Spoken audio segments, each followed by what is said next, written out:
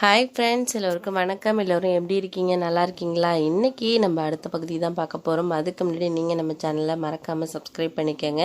கீழே இருக்க பெல் பட்டனை கிளிக் பண்ணிக்கோங்க. அப்போ தான் நான் போடுற வீடியோஸ் எல்லாமே உங்களுக்கு உடனுக்குடன் நோட்டிஃபிகேஷன் வரும். வாங்க கதைக்குள்ளே போகலாம். நான் என்னோடய வீட்டில் உள்ள பிரச்சனைகள் எல்லாத்தையுமே அவங்கக்கிட்ட நான் ரொம்ப ஷேர் பண்ணேன். நான் ஏன்னா யாருக்கிட்டையுமே எங்கள் வீட்டு விஷயங்களை என்னோட கூட வேலை பார்க்குறவங்களா இருக்கலாம், இல்லை என் கூட ரொம்ப ரிலேட்டிவ்ஸாக இருக்கிறவங்க கூட நான் ஷேர் பண்ண மாட்டேன். ஆனால் அவங்கக்கிட்ட அந்த விஷயங்களையெல்லாம் சொல்லணும்னு தோணுச்சு. அவங்கக்கிட்ட மனசு விட்டு பேசணும் அப்படிங்கிற மாதிரி எனக்கு இருந்துச்சு அப்படின்னு தான் சொல்லணும். நம்ம வாழ்க்கையில் நம்ம எவ்வளோ பேரை கடந்து வந்தாலும், ஆனால் நம்மளை சேர்ந்த நல்ல விஷயங்களையும் சரி, இல்லை நம்மளுக்கு இருக்க கஷ்டங்களையும் சரி, ஒரு சிலர்கிட்ட மட்டும்தான் நம்மளுக்கு ஷேர் பண்ணணும்னு தோணும். அவங்கள்ட்ட சொன்னால் கொஞ்சம் நம்மளுக்கு அந்த பிரச்சனை சரியாகுமோ என்னன்னு தெரியாது. ஆனால் அவங்கக்கிட்ட சொன்னால் ஓரளவு நம்மளுக்கு மனசு கொஞ்சம் நல்லா இருக்கும் அப்படின்னு ஃபீல் ஆகும். அது மாதிரி கண்டிப்பாக வாழ்க்கையில் எல்லாருக்குமே ஒவ்வொரு நிலைகளில் யாராச்சும் ஒருத்தவங்க அவங்களோட ஒரு சோகங்களையும் இல்லை அவங்களோட சந்தோஷங்களை ஷேர் பண்ணுறதுக்காக ஒரு பர்சன் கண்டிப்பாக இருப்பாங்க கூட. அந்த மாதிரி தான் எனக்கு அன்றைக்கி அவங்க தோணுச்சு. நான் இது வரைக்கும் என்னோட கஷ்டங்களை யார்கிட்டையுமே சொன்னதில்லை. நான் அவங்கக்கிட்ட சொல்லணும்னு தோணுச்சு. அவங்க சொன்ன சில ஆறுதல்கள் பரவாயில்ல, நம்மளுக்கு கண்டிப்பாக வாழ்க்கையில் இப்போ இருக்கிற பிரச்சனைகள்லாம் சரியாகும் அப்படிங்கிற மாதிரி தோணுச்சு. அதுக்கப்புறம் ரொம்ப நேரம் பேசிகிட்டு இருந்தோம். அதுக்கப்புறம் எங்கள் அம்மா ஃபோன் அடித்தாங்க. இது மாதிரி ஃபோன் பண்ணாங்க. உடனே நானும் சரின்ட்டு அவங்கக்கிட்ட பேசிக்கிட்டே நான் கிளம்புறேன் அப்படின்னு சொன்னேன். ஏன் அதுக்குள்ளே கிளம்புறீங்க? சாப்பிட்டு போகலாமே அப்படின்னாங்க. இல்லைங்க, வேணாம், எனக்கு ஒரு மாதிரி பசிக்கலை எனக்கு இப்போதைக்கு. நான் வந்ததே எனக்கு ரொம்ப சந்தோஷமாக இருக்குது அப்படின்னு சொல்லிட்டு அப்புறம் அங்கேருந்து கிளம்புனேன். நாளைக்கு எத்தனை மணிக்கு வேலைக்கு வரட்டும் அப்படின்னு சொல்லி கேட்டாங்க. உங்களுக்கு எப்போ கொஞ்சம் சௌகரியமாக இருக்கோ அப்போ வந்தால் போதும், ஏன்னா நீங்கள் உடம்பை பார்த்துக்குங்க அப்படிங்கிற மாதிரி சொன்னேன். அவங்களும் சரி அப்படின்னு சொல்லிட்டு இருந்தாங்க. மறுநாள் காலையில் நான் ஒரு 8 மணிக்கு கடைக்கு போனேன். அவங்க எனக்கு முன்னாடியே இங்கே வந்திருந்தாங்க. நான் கேட்டேன், நேற்று நீங்கள் இப்படி கேட்டீங்க, ஏன் இன்றைக்கி இவ்வளோ சீக்கிரம் வந்திருக்கீங்க அப்படின்னு கேட்டேன். இல்லை, என்னத்த இருந்தாலும் நான் இங்கே வேலை செய்ய வந்திருக்கிறேன். நீங்கள் என்ன தான் எனக்கு நிறைய சலுகைகள் கொடுத்தாலும் அதை நான் எனக்கு ஏற்ற மாதிரி நான் அதை மாற்றிக்க முடியாது. உங்களுக்கு கொஞ்ச நாச்சும் லாபம் வர்ற மாதிரியான விஷயங்களை தானே நான் செய்யணும் அப்படிங்கிற மாதிரி சொன்னாங்க. சரி, நீங்கள் வேலையை பாருங்கள், நான் ஒரு வேலையை ஒருத்தரை பார்க்க போகிறது இருக்குது, நீங்கள் கடையை பார்த்துக்கங்க, நான் போயிட்டு வரேன் அப்படின்னு சொன்னேன்.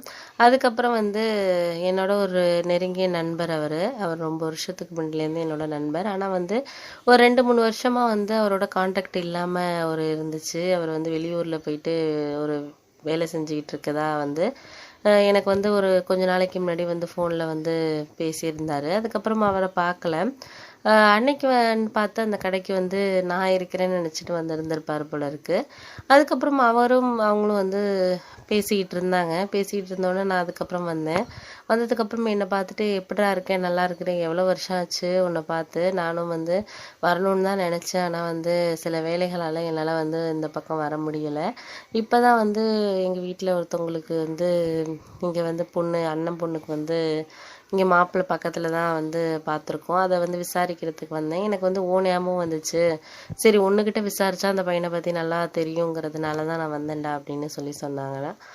சரிடா, நீ ஏன் இப்படி வந்தோடனே நின்று பேசிக்கிட்டு இருக்க, வா வீட்டுக்கு போகலாம் அப்படின்னு. இல்லை, பரவாயில்ல, என்னோட ஒய்ஃபு அப்புறம் குழந்தையெல்லாம் அங்கே நின்றுக்கிட்டு இருக்காங்க, அந்த கடையில் வாங்கிட்டு பொருள் வாங்கிட்டு நின்றுட்டுருக்காங்க, நான் அப்படியே போயிட்டு வரலாம் அப்படின்னு சொல்லிட்டு தான் நான் வந்தேன் அப்படின்னு சொன்னான். சரி, நீ ஒரு கூல்ட்ரிங்க்ஸ் நச்சு சாப்பிடு அப்படின்னு சொல்லிட்டு அப்புறம் கூல்ட்ரிங்க்ஸ் சாப்பிட்டு இந்த மாதிரி அந்த பையனை பற்றி சொன்னேன்.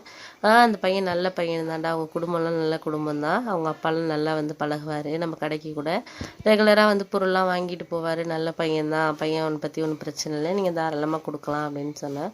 அதுக்கப்புறம் என்ன உனக்கு குழந்தைங்களாம் இருக்கா, என்ன படிக்குது என்னன்னு கேட்டான். இல்லைடா, எனக்கு குழந்தைங்க இல்லை, எனக்கு முன்னாடியே உனக்கு மேரேஜ் ஆணுச்சு, என்ன இப்படி சொல்கிற, நீ போயிட்டு ஏதாச்சும் பார்க்கலாம்ல அப்படிங்கிற மாதிரி சொன்னால். நாங்களும் பார்த்துட்டு தாண்டா இருக்கோம், ஒன்றும் செட் ஆகலை. எனக்கு நம்பிக்கை இருக்குது, கண்டிப்பாக இந்த வருஷம் கண்டிப்பாக எனக்கு குழந்த பிறக்கும் அப்படிங்கிற நம்பிக்கை இருக்குது அப்படின்னு சொன்னேன். சரி, நீ ஒன்றும் கவலைப்படாத, அதெல்லாம் யோசிக்காத, நான் தெரியாமல் கேட்டுட்டேன்டா, என்ன தப்பாக நினைக்காத அப்படின்னா. இதில் என்னடா இருக்குது, நீ மீனுக்குனேவா கேட்ட, உனக்கு இது தெரியாதுல்ல, அதனால தானே கேட்டிருக்க அப்படின்னு சொல்லிட்டு அவன் சொன்னான். சரி, நீ பார்த்துக்கடா, நான் இடையில வரப்போ உன்னை பார்க்குறேன், ஒன்றும் பிரச்சனை இல்லை, நீ பார்த்துக்க அப்படிங்கிற மாதிரி சொன்னான். சரி, ஓகே அப்படின்னு சொல்லிட்டு நானும் அங்கேருந்து எனக்கு மனசு கவலையாக இருந்துச்சு. சரின்ட்டு நான் போயிட்டு வரேன்னு சொல்லிட்டு அவங்கக்கிட்ட கிளம்பிட்டேன். அதுக்கப்புறம் வந்து அவங்க ஃபோன் அடிச்சுக்கிட்டே இருந்தாங்க. நான் ஆனால் எடுக்கவே இல்லை. நைட்டு வந்து 7 மணி இருக்கும். எனக்கு ஒரு மாதிரி மனசு கஷ்டமாக இருந்ததுனால அப்படியே சரி பக்கத்தில் இருக்க ஒரு பூங்கா இருந்துச்சு, அங்கே போயிட்டு வரலாம் அப்படின்னு சொல்லிட்டு அப்போ தான் வந்து வெளியில் வந்து போகலான்ட்டு கிளம்புனேன். உடனே அவங்களும் வந்தாங்க. என்ன ஃபோன் அடிக்கிறேன், இவ்வளோ டைம் அடிச்சிட்டேன், 10 டைமுக்கு மேலே, நீங்கள் என்ன எடுக்கவே இல்லை, ஏன் என்னாச்சு, என் மேலே ஏதாச்சும் கோவம் அப்படின்னு கேட்டாங்க. உங்கள் மேலேலாம் எந்த கோவமும் இல்லைங்க, எனக்கு மனசு சரியில்லை, எனக்கு அவன் ஃப்ரெண்டு கேட்டதுலேருந்து ஒரு மனசே ரொம்ப ஒரு மாதிரி கவலையாக இருந்துச்சு, அதனால தான் எனக்கு அங்கே இருக்க பிடிக்கல, அதனால தான் உங்ககிட்ட கடையை விட்டுட்டு நான் வந்துட்டேன், வேறு ஒன்றும் கிடையாது, உங்கள் மேலேலாம் எந்த கோவமும் இல்லை அப்படின்னு சொல்லி சொன்னாங்க. இதுக்காக வந்து நீங்கள் இவ்வளோ இதாக இருக்கிறீங்க, சரி வாங்க எங்கே போகிறீங்க அப்படின்னு கேட்டாங்க. நான் அந்த பக்கத்தில் பூங்காவுக்கு வாங்க என்னோடய வாங்க போவோம் பேசிக்கிட்டு அப்படின்னு சொன்னேன். அதுக்கு அவங்க சொன்னாங்க, என் வாழ்க்கையை எடுத்துக்கோங்க, எனக்கு ஹஸ்பண்ட் சரியில்லை, எனக்கு ஒரு பொண்ணு ஒரு குழந்தை இருந்து அவளை நான் கஷ்டப்பட்டு இவ்வளோ இது வளர்த்துக்கிட்டு இருக்கேன்.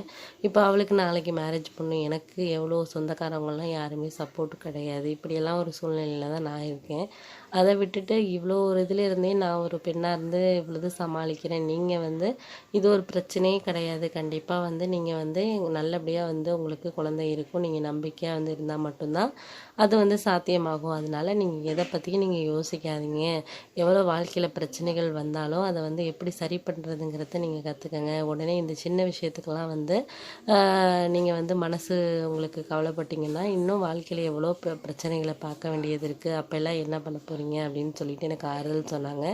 அவங்க பேசினதுக்கப்புறம் எனக்கு கொஞ்சம் பரவாயில்லாத மாதிரி இருந்துச்சு, மனசு கொஞ்சம் பரவாயில்ல, சரி ஓகே, அவங்க இவ்வளவு சொன்னதுக்கப்புறம் நம்ம வந்து அதையும் நினச்சிக்கிட்டு இருந்தோம்னா அவங்க சொன்னதுக்கு மரியாதை இல்லை அப்படின்னு சொல்லிட்டு நான் நின்றுக்கிட்டு இருந்தேன். அதுக்கப்புறம் என்ன நடந்துச்சுங்கிறத அடுத்த பகுதியில் நான் உங்ககிட்ட சொல்கிறேன் ஃப்ரெண்ட்ஸ்.